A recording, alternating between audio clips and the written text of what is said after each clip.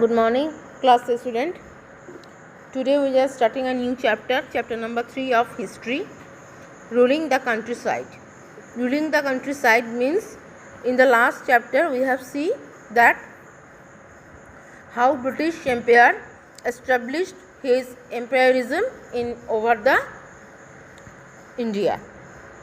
So ruling countryside means we will read about British ruling countryside in India. अब हम लोग पढ़ेंगे, हम लोग देख लिए कैसे भारत के ऊपर कब्जा हासिल कर लिया पूरा, ये हम लोग पढ़े in the chapter number 2. Now chapter number 3 में पढ़ेंगे उनका शासन व्यवस्था, भारत के ऊपर क्या क्या शासन, क्या क्या एडमिनिस्ट्रेशन प्रोसेस वो लोग लागू किए थे उनके बारे में. Let's start. The British came to India as traders initially but soon turned conquerors and occupied large part of India. पहले आए थे भारत में ब्रिटिश, खुद पर्यटक बन के, टूरिस्ट बन के आए थे और अपना बिजनेस को बढ़ाने के लिए, कामकाज करने के लिए भारत में आए.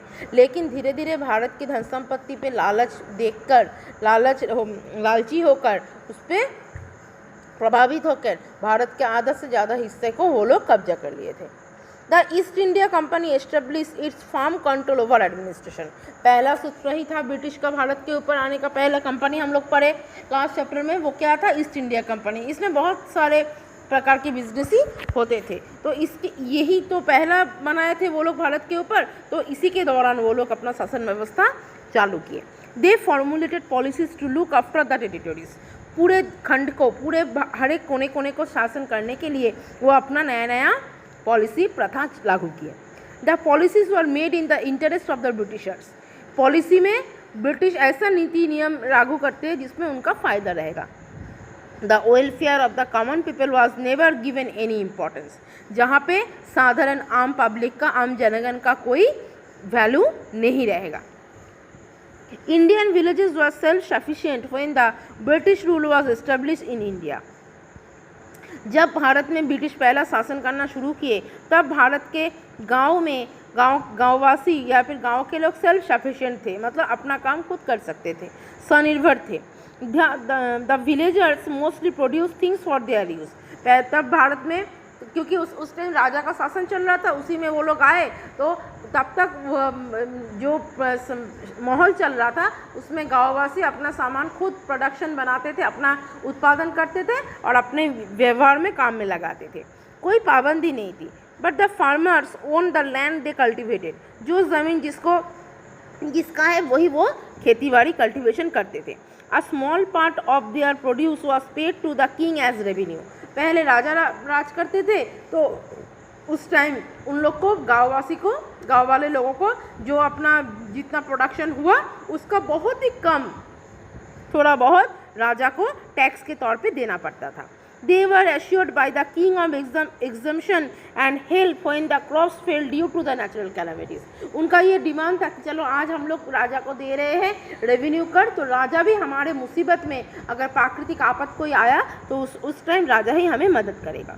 With the advent of the British the situation change. लेकिन ब्रिटिश के समय में ये परिस्थिति बदल गई. The tax was collected by the companies agent.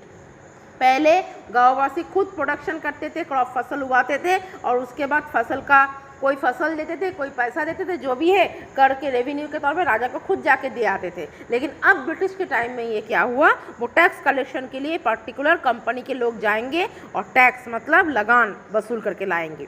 The amount was fixed. जिसमें भले तुम्हारा नुकसान हो, लाभ हो, वो देखा नहीं जाएगा, एक अमाउंट फिक्स रहेगा जो तुम्हें देना ही है.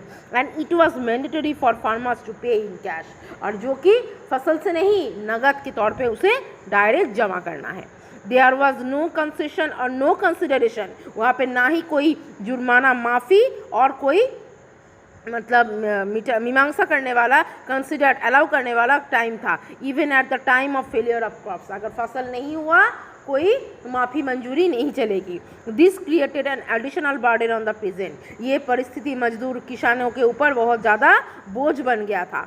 As they had to pay to the landlords as well as the British. जो भी पेमेंट मतलब जो भी कर लैंडलॉर्ड जमींदार, जो लोग जमींदार मतलब ब्रिटिश ने जमींदार जिसे जमींदार बोला जाता है, जमींदार को रिक्रूट किए तो जमींदार जाएगा और उसको टैक्स देना पड़ेगा। तो जो भी टैक्स जमींदार को दो एज वेल एज ब्रिटिश को दो, ये जो प्रथा चल रहा था इसमें मजदूर किसान लोग बहुत ज़्यादा बोझ ले लिए थे।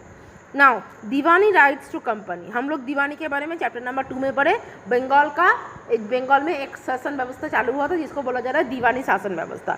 दीवान जी पहले ज़माने में राजा के कोष में रहते थे दीवान जी। ब्रिटिश का टाइम भी अंग्रेज को मदद करता था। ये दीवान टैक्स कलेक्शन करता था, मजदूरों किसान से लाते थे और कंपनी के पास जमा करते थे। The Diwani rights mean that the company now had the power to collect the land revenue.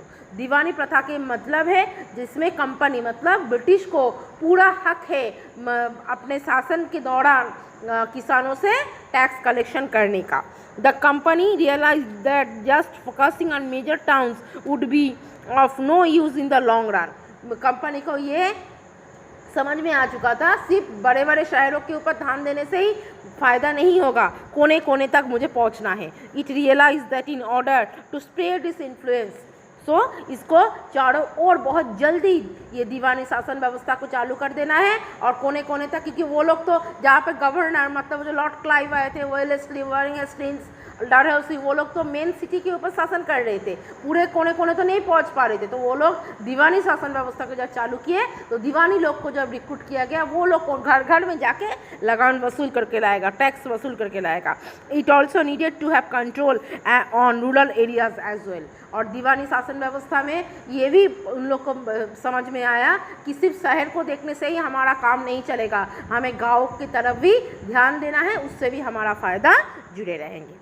So children, today that's it for beginning of the portions. You read at home. If you have any doubts, please ask me on throughout WhatsApp group. Children, goodbye.